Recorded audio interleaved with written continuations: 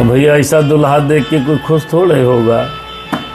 मैना बोली, हे मुनि, हे नारद, पहले आपने ही कहा था कि पार्वती शिव को वरण करेगी, तत्पश्चात हिमवान से कहकर आपने उसे तपस्या के कार्य में लगाया और नारद पर बल्ला पड़ने लगे।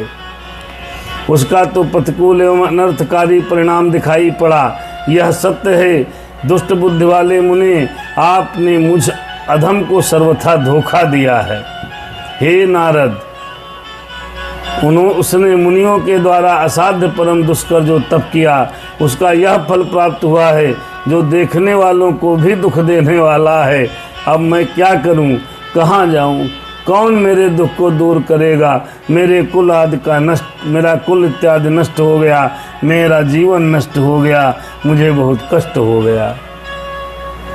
वे दिव्य ऋषि कहाँ गए, उनकी दाढ़ी मूछ उखाड़ लूं।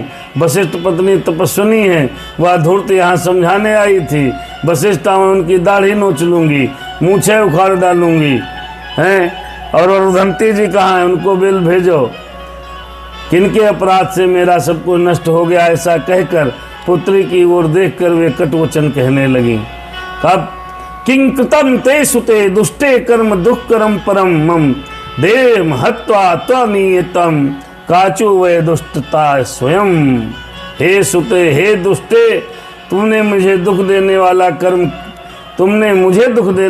कर्म क्यों किया। तो दुष्ट ने स्वयं सोना देकर कांच क्यों खरीद ली। चंदन को देख छोड़कर तूने अपने शरीर में कीचड़ का लेप कर लिया।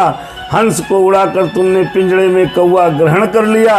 गंगा जल को छोड़कर तुमने कुएं का जल पी लिया।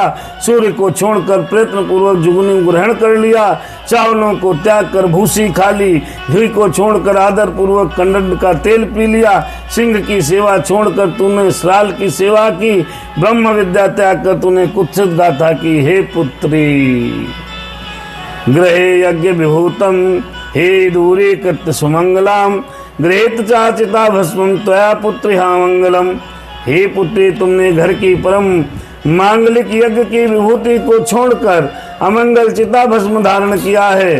हे पुत्री, ये क्या किया, तूने क्या किया।